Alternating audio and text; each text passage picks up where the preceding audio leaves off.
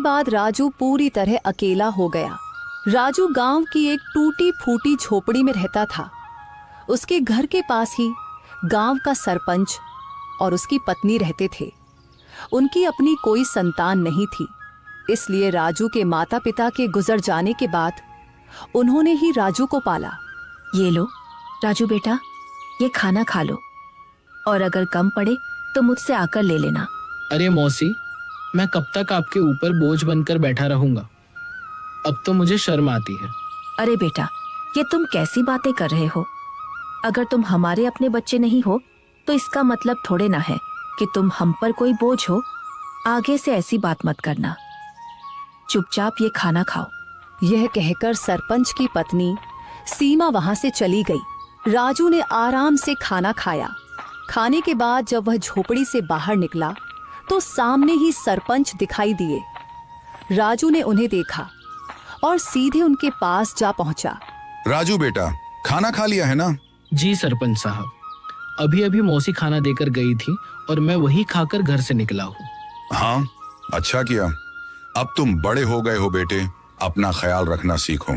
जी सरपंच जी, 8 वर्ष की उम्र से लेकर अब तक आप ही मेरा ख्याल रखते आए हैं, पर अब मुझे शर्म आने लगी है। अब मैं कुछ काम करना चाहता हूँ। इसमें शर्म की क्या बात है बेटा? हमने तो हमेशा तुम्हें अपना ही माना है। लेकिन अगर तुम्हारा मन फिर भी कुछ करने का है तो सुनो, गांव के पास वाला जंगल अब पहले जैसा खतरनाक नहीं रहा। चाहो तो वहां जाकर लकड़ियां काट सकते हो या शहद इकट्ठा कर सकते हो। जी सरपंच जी, मैं कल ही जंगल जाऊंगा। अब समय आ गया है कि मैं अपने लिए और आपके लिए कुछ कर दिखाऊं। अगले दिन राजू एक कुल्हाड़ी लेकर जंगल की ओर चल पड़ा। कुछ ही देर में वह जंगल पहुंच गया। जंगल में कदम रखते ही उसने सोचा, कुछ भी कहो, सरपंच जी ने बचपन से लेकर अब तक मेरी बहुत मदद की है। अब समय आ गया है कि मैं अपने पैरों पर खड़ा होकर दिखाऊं और अब मैं उनकी सेवा करूं ताकि उन्हें अपनी संतान की कमी महसूस ना हो और वे हमेशा खुश रहें। अभी राजू ये सोच ही रहा था कि अचानक उसकी नजर एक कोयल पर पड़ी जो उसे बड़े ध्यान से देख रही थी।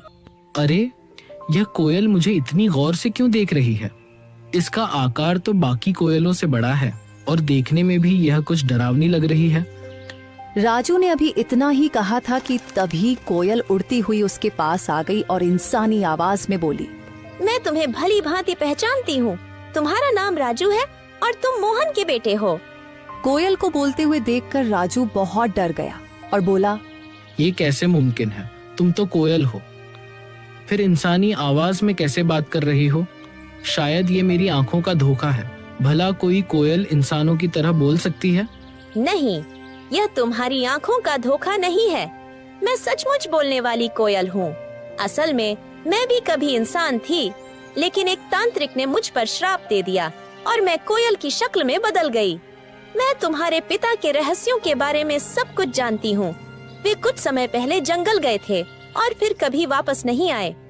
अरे, न जाने कौन हो तुम। मैं ऐसे कैसे तुम्हारी बात पर विश्वास करूं? कभी सोचा है तुमने?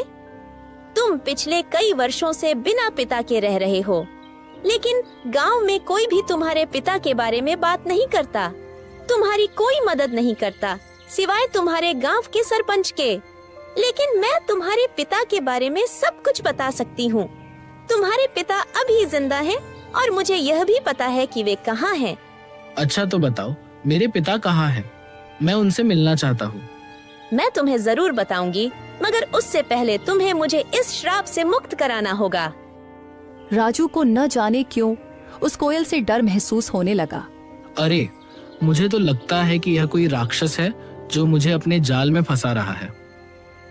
इससे पहले कि यह मुझे नुकसान पहुंचाए, मुझे यहाँ से भागना होगा। यह सोचते ही राजू तेजी से गांव की ओर दौड़ पड़ा और कुछ ही पलों में अपने घर पहुंच गया। घर पहुंचकर राजू हांफते हुए बोला, अरे बाप रे, ये जंगल तो बहुत खतरनाक है। यहाँ तो जानवर भी इंसानों की तरह बातें करते हैं। मुझे तो लगता है कि वह जरूर कोई राक्षस था। मैं अब कभी उस जंगल में नहीं जाऊंगा। अभी राजू ये सोच ही रहा था कि उसी समय सरपंच की पत्नी उसके लिए खाना लेकर आ गई। और राजू को घबराया हुआ देखकर वह बोली, अरे राजू बेटा, ये घबराए हुए क्यों हो? और तुम्हें पसीना भी आ रहा है। सब खैरियत तो है ना? कुछ नहीं मौसी, बस थोड़ा सा सिर दर्द हो रहा था। अरे बेटा, अगर तबीयत ठीक नहीं है तो काम मत करो। लो, पहले ये खाना खा लो और थोड़ा आराम कर लो। राजू ने मौसी से सर दर्द का बहाना बनाकर सच्चाई छिपा ली। मौसी ने ज्यादा सवाल नहीं किए, बस खाना उसके हाथ में दिया और धीरे से कमरे से बाहर चली गई। राजू ने खाना खाया और सो गया। अगली सुबह जब राजू नींद से जागा तो उसके मन का डर समाप्त हो चुका था। वह अपने आप से बोला, अरे शायद मैं कल उस कोयल को बातें करते देखकर कुछ ज्यादा ही डर गया था, लेकिन अगर सोचूं तो उसकी बातों में सच्चाई नजर आती है। वह कोयल मेरे पिताजी के बारे में जरूर कुछ जानती है, और यह भी सच है कि गांव में कोई मेरे पिताजी के बारे में बात नहीं करता। जब भी मैंने सरपंच जी से अपने पिताजी के बारे में पूछा, उन्होंने हमेशा बात टाल दी। बस इतना ही कहा कि मेरी माँ जन्म देते ही चल बसी और मेरे पिताजी कई साल पहले जंगल गए थे, जो फिर कभी वापस नहीं आए। मुझे उस जंगल में जाना चाहिए और उस कोयल को ढूंढकर अपने पिताजी के बारे में पूछना चाहिए। यह कहकर राजू जंगल की ओर चल पड़ा और कुछ ही देर में वह जंगल के उसी स्थान पर जा पहुंचा जहां कल उसे वह कोयल मिली थी। वह कोयल वहां पहले से ही मौजूद थी और राजू को देखकर उड़ती हुई सीधा उसके पास आ गई। मुझे पता था कि तुम जरूर आओगे, क्योंकि तुम भी अपने पिताजी मोहन की तरह ही बहादुर हो। मैं सिर्फ इसी वजह से आया हूँ क्योंकि मुझे अपने पिताजी से मिलना है। तुम कह रही थी कि तुम मेरे पिताजी के बारे में जानती हो, तो बताओ मेरे पिताजी कहाँ हैं? मुझे उनसे मिलना है। कल मैंने कहा था कि इसके लिए पहले तुम्हें मुझे इस श्राप से मुक्त कराना होगा, लेकिन तुम चिंता मत करो, मैं तुम्हारी मदद करना चाहती हूँ। तुम मुझे अपना दोस्त समझो। मैं जानती हूँ कि तुम बचपन से ही गरीबी से जूझ रहे हो और कभी कभी इस बात पर तुम्हें शर्म भी आती है। यह सुनकर राजू उदास होकर बोला, हाँ, तुम बिल्कुल सही कह रही हो। मैं सचमुच गरीब हूँ। बचपन से ही सरपंच जी और उनकी पत्नी ने मुझे पाला है, लेकिन अब हर वक्त उन पर बोझ बनकर रहना मुझे अच्छा नहीं लगता। मैं चाहता हूँ कि अब मैं खुद कमाऊं, ताकि वे दोनों चैन से बैठकर खाएं और खुश रहें। अगर तुम चाहो तो मैं तुम्हें धन कमाने का रास्ता दिखा सकती हूँ। अच्छा, मगर वह कैसे? तुम मेरी मदद कैसे कर सकती हो? मैं इस जंगल के सारे रहस्यों को जानती हूँ। आओ मेरे साथ चलो। ये कहकर कोयल उड़ चली और राजू उसके पीछे पीछे चल पड़ा। चलते चलते कोयल राजू को एक गुफा के अंदर ले गई। उस गुफा के बारे में किसी को कुछ पता नहीं था, क्योंकि यह जंगल पहले बहुत खतरनाक माना जाता था। इसीलिए लोग इस जंगल में आना पसंद नहीं करते थे। गुफा के अंदर जाते ही राजू की नजर एक बक्से पर पड़ी। अरे, इस बक्से में क्या है? मैं अभी इसे खोलकर देखता हूँ। जब राजू ने उस बक्से को खोला तो उसमें बेहिसाब हीरे जवाहरात निकले। उन्हें देखकर राजू हैरानी से बोला, अरे बाप रे, इस बक्से में तो ढेर सारे हीरे जवाहरात हैं। ये सब सामान किसका है? तुम पहले धनवान बनो, फिर मैं तुम्हें बताऊंगी कि मैं इस श्राप से कैसे मुक्त हो सकती हूँ। और जब तुम मुझे इस श्राप से आजाद कर दोगे तो मैं तुम्हें तुम्हारे पिताजी से मिलवाऊंगी। मुझे पता है कि वे कहाँ हैं। उस दिन का तो मुझे बेसब्री से इंतजार रहेगा। लेकिन एक बात याद रखना, मेरे बारे में किसी को कानो कान खबर नहीं होनी चाहिए। अगर किसी को पता चल गया तो तुम्हारे लिए अपने पिताजी से मिलना मुश्किल हो जाएगा। राजू वह बक्सा उठाकर अपने घर की ओर चल पड़ा। घर पहुंचकर उसने बक्सा एक तरफ रख दिया। इतने में सरपंच और उनकी पत्नी राजू के लिए खाना लेकर आए। जब उन्होंने एक तरफ रखा हुआ बक्सा देखा तो सरपंच ने राजू से पूछा, राजू बेटा, ये बक्सा कहाँ से आया और इसमें क्या है? सरपंच के पूछने पर राजू को कुछ समझ नहीं आया कि वह सरपंच साहब को क्या जवाब दे। इतने में सरपंच की बीवी ने बक्सा खोला और उसमें कीमती हीरे और जवाहरात देखकर बोली, राजू बेटा, तेरे पास ये इतने हीरे और जवाहरात कहाँ से आए हैं? राजू उन्हें सब कुछ सच बता देता, लेकिन वह कोयल की बातें याद कर रहा था। जिसने उसे सख्ती से मना किया था, इसलिए उसने कुछ और ही बता दिया। मौसी, मैं जंगल में लकड़ियां काटने गया था। लकड़ियां काटते काटते मैं काफी आगे निकल गया और वहां मुझे एक गुफा दिखाई दी। जब मैं उस गुफा के अंदर गया तो वहां मुझे यह बक्सा दिखाई दिया। मैंने उसे वहीं से उठाया और घर ले आया। राजू, तुमने ये ठीक नहीं किया। हो सकता है ये सारे हीरे जवाहरात बादशाह के हों। शायद उसने इन्हें वहां सुरक्षित रखा था। अगर ये बात कहीं बादशाह तक पहुंच गई तो वह हमें सख्त सजा देगा। सरपंच के मन में गहरा डर बैठ गया था। अगर यह बात किसी तरह बादशाह तक पहुंच गई तो वह हमें सख्त सजा देगा। इससे पहले कि यह बात बादशाह तक पहुंचे कि किसी ने उसका सोना चुरा लिया है, हमें तुरंत यह सोना बादशाह के पास पहुंचा देना होगा। सरपंच की बातें सुनकर राजू ने सोचा, अब सरपंच जी को कैसे बताऊं कि ये हीरे और जवाहरात बादशाह के नहीं हैं? ये तो मुझे वही कोयल ने दिए हैं। लेकिन अगर मैंने सरपंच साहब को कोयल के बारे में बता दिया तो मेरे लिए अपने पिताजी से मिलना मुश्किल हो जाएगा और मेरे लिए इन हीरे और जवाहरात से ज्यादा अपने पिताजी से मिलना जरूरी है। राजू के लिए इन हीरे और जवाहरात से ज्यादा अपने पिताजी से मिलना जरूरी था। इसलिए वह सरपंच के कहने पर बादशाह को हीरे और जवाहरात देने के लिए राजी हो गया। ठीक है सरपंच साहब, जैसा आप कहे। हम अभी यह बक्सा बादशाह को दे आते हैं। यह कहकर राजू ने वह बक्सा अपने सर पर उठा लिया। फिर वह और सरपंच बादशाह की ओर चल पड़े और कुछ ही देर में वे बादशाह के दरबार में दाखिल हो गए। बादशाह के सामने बक्सा रखकर सरपंच ने कहा, बादशाह सलामत। ये लड़का मेरा पड़ोसी है। ये लकड़ियां काटने जंगल गया था और वहां एक गुफा में इसे यह हीरे जवाहरात का बक्स मिला। हमें शक हुआ कि शायद यह आपका ही है, इसलिए हम इसे फौरन आपके दरबार में ले आए हैं। यह सब सुनकर बादशाह के दिल में लालच जाग उठा, क्योंकि वह जानता था कि यह बक्सा उसका नहीं है। लेकिन इतने कीमती हीरे जवाहरात देखकर उसके मन में यह ख्याल आया, ये हीरे जवाहरात असल में मेरे नहीं हैं, मगर जब ये किस्मत से मेरे पास आ ही गए हैं तो मैं इन्हें बेकार क्यों जाने दूं। बेहतर यही होता है कि मैं इन लोगों को इसके बदले कुछ इनाम दे देता हूं ताकि वे खुश हो जाएं और ये खजाना भी मेरे पास ही सुरक्षित हो जाए। ये सोचकर बादशाह ने उनसे कहा, हाँ, यह बक्सा मेरा ही है। मैंने ही इसे वहां सुरक्षित किया हुआ था, लेकिन तुम दोनों ने ईमानदारी से यह संदूक मेरे दरबार में लाकर बहुत अच्छा किया है। मैं तुम्हारी इस सच्चाई से खुश हूं, इसलिए तुम्हें इनाम दिया जाएगा। ये कहकर बादशाह ने अपने सिपाहियों से कहा, सिपाहियों, यह संदूक इनसे ले लो और खजाने में रख दो। और हाँ, इन्होंने ईमानदारी का सबूत दिया है, इसलिए मेरे खजाने से इन्हें इनाम के तौर पर कुछ धन दे दिया जाए ताकि ये खुश भी हो जाए और दूसरों के लिए एक मिसाल भी बने। सिपाहियों ने बादशाह के आदेश पर उनसे वह संदूक ले लिया और उसके बदले इनाम के तौर पर उन्हें कुछ धन दे दिया। सरपंच वह रकम पाकर बहुत खुश था, मगर राजू का दिल बेचैन था।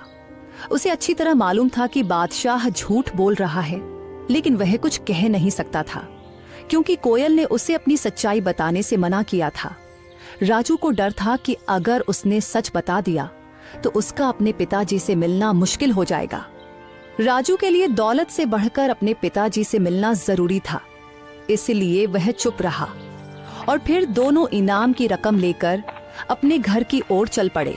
राजू सरपंच के साथ उसके घर चला गया और घर पहुंचकर उसने अपनी रकम भी सरपंच को दी और कहा, सरपंच जी, ये रकम भी आप ही रख लीजिए।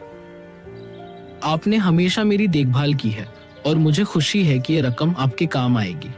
सरपंच को वो रकम देकर राजू वहां से चला गया और अगले दिन सुबह होते ही राजू फिर से जंगल की ओर चल पड़ा और कुछ ही देर में वह जंगल की उसी जगह पहुंच गया जहां उसे वह कोयल मिली थी। तभी वहां एक साधु आ पहुंचा जो एक बरगद के नीचे बैठा था।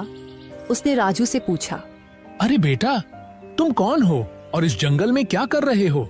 मैं मोहन का बेटा हूँ और मैं इस जंगल में आता जाता रहता हूँ। ये सुनकर साधु चौंक तो गया मगर कुछ नहीं बोला और चुपचाप वहां से चला गया। साधु के जाते ही कोयल उड़ती हुई वहां आ पहुंची। वह साधु तुमसे क्या कह रहा था? कुछ नहीं, वह बस पूछ रहा था कि तुम कौन हो और यहाँ क्या कर रहे हो। मैंने बताया कि मैं मोहन का बेटा हूँ और यहाँ आता जाता रहता हूँ। यह साधु असल में एक धोखेबाज है। उसने सिर्फ साधु का वेश ओढ़ रखा है, लेकिन अंदर से वह एक शैतान है।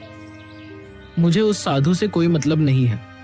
मुझे सिर्फ तुम और अपने पिताजी की परवाह है। बस तुम बताओ कि मैं तुम्हें उस श्राप से कैसे मुक्त करवा सकता हूँ। अच्छा, तो चलो फिर मेरे साथ। वह राजू को एक गुफा के अंदर ले आई, जहाँ एक शीशे की बोतल पड़ी थी जिसमें जल भरा हुआ था। कल पूर्णिमा की रात है।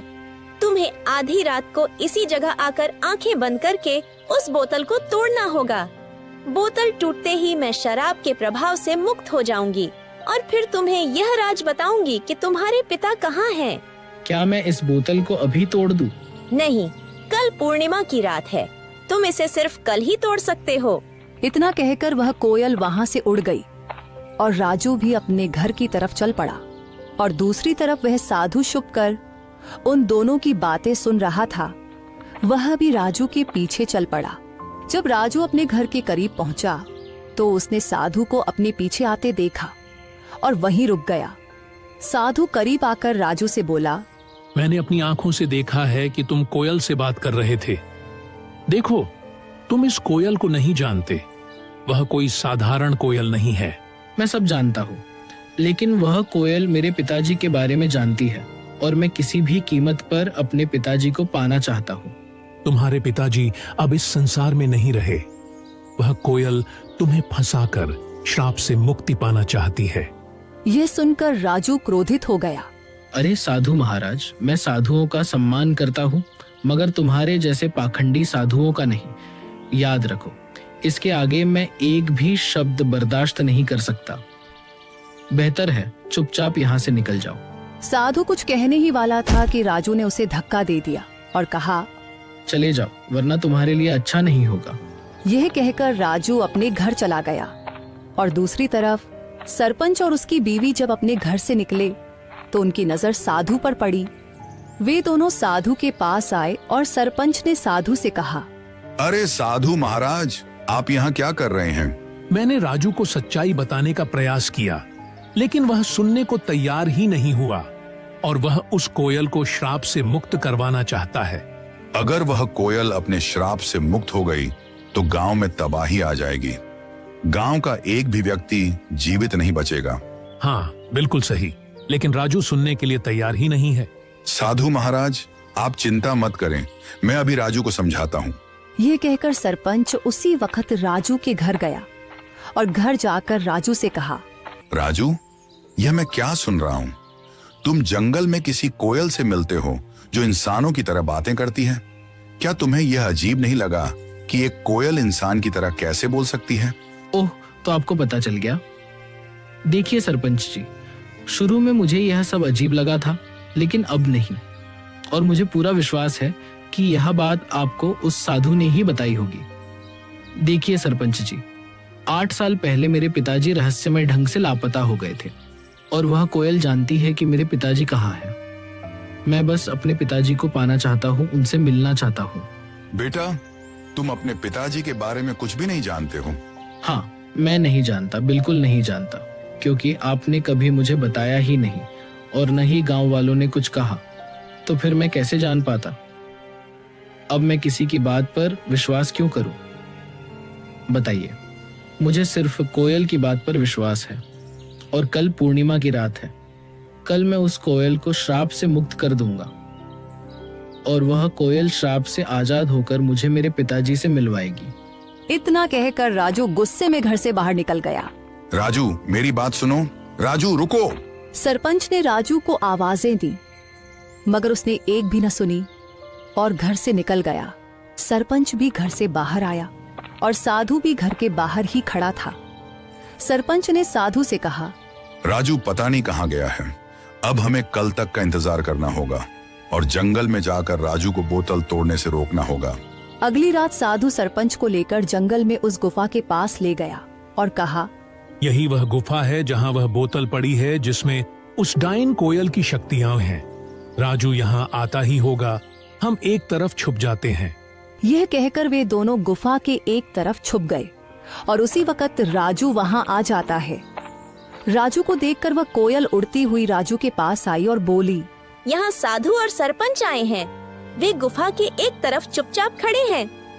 वे तुम्हें इस बोतल को तोड़ने से रोकेंगे, पर तुम उनकी बात मत मानना। अगर तुम उनकी बात मान लो तो तुम कभी अपने पिताजी से नहीं मिल पाओगे। नहीं, मैं उनकी बात नहीं मानूंगा। ठीक है, तो तुरंत जाओ, वह बोतल उठाकर ले आओ और उसे तोड़ डालो। राजू जल्दी से गुफा के अंदर गया और वह बोतल उठा लाया। जैसे ही वह उस बोतल को तोड़ने लगा तो साधु और सरपंच वहां आ गए। राजू रुको, इस बोतल को मत तोड़ो, तुम बहुत बड़ी गलती कर रहे हो। नहीं, मुझे किसी भी हाल में अपने पिताजी से मिलना है। राजू ध्यान से सुनो, ये कोयल कोई साधारण पक्षी नहीं बल्कि एक डायन है। आज से 10 साल पहले जब तुम छोटे थे, इस डायन ने पूरे जंगल पर कब्जा कर रखा था। जो भी गलती से इस जंगल में जाता फिर कभी लौट कर नहीं आता था।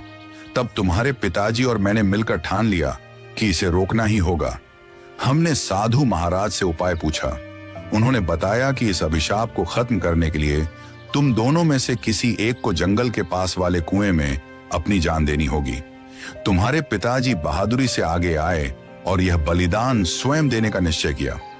उन्होंने कुएं में छलांग लगाई और साधु महाराज ने उस डायन की सारी शक्तियां एक बोतल में कैद कर दी और उसे कोयल में बदल दिया। इस तरह यह जंगल सुरक्षित हो गया। मगर यह राज हमने किसी को नहीं बताया। गांव वाले कुछ नहीं जानते। ये बात सिर्फ मुझे और साधु महाराज को मालूम थी, इसलिए हमने तुम्हें भी कभी नहीं बताया। लेकिन अगर तुमने ये बोतल तोड़ दी तो ये फिर से अपने असली रूप में आ जाएगी। ये सिर्फ उसकी एक चाल है। ये लोग झूठ बोल रहे हैं। सच्चाई वही है जो मैं कह रही हूँ। अगर मेरे मन में कोई चाल होती तो मैं तुम्हारी मदद क्यों करती? क्या गांव वालों ने कभी तुम्हारी मदद की? नहीं। तुम्हें धन, सामान, हीरे मोती सब मैंने दिए। अब मैं तुम्हें तुम्हारे पिताजी से भी मिलवा रही हूँ। राजू भ्रम में पड़ गया और उसने वह बोतल जमीन पर फेंक कर तोड़ दी। फिर अचानक वह कोयल एक डायन के रूप में आ गई। राजू, तुमने मेरा बड़ा काम आसान कर दिया। अब मैं आजाद हूँ और अब तुम सबकी शामत आ गई है। आज मैं तुम में से किसी को भी जिंदा नहीं छोड़ूंगी। राजू, तुमने बहुत बड़ी गलती कर दी है। अब यह डायन हमें किसी भी हाल में जिंदा नहीं छोड़ेगी। मुझे माफ कर दीजिए सरपंच साहब, मैं उसके बहकावे में आ गया था। क्या अब इसका कोई हल नहीं बचा? इसका बस एक ही हल है कि हमें तुरंत उस कुएं के पास जाना होगा। ये कहकर वे तीनों कुएं की ओर भागे और वह डायन भी उनके पीछे आ गई। वहां पहुंचकर साधु ने कहा, अगर तुम इस डायन से छुटकारा पाना चाहते हो तो तुम दोनों में से किसी एक को उसी कुएं में छलांग लगाकर अपनी कुर्बानी देनी होगी। साधु की बात सुनकर राजू तुरंत बोला, ये मुसीबत मैंने खुद मोल ली है, इसलिए इससे मुक्ति भी मैं ही दिलवाऊंगा। यह कहकर राजू ने कुएं में छलांग लगा दी और अपनी जान कुर्बान कर दी। साधु ने तुरंत डायन को फिर से एक कोयल के रूप में बदल दिया, मगर इस बार उसके पास इंसानों की तरह बोलने की शक्ति भी नहीं रही।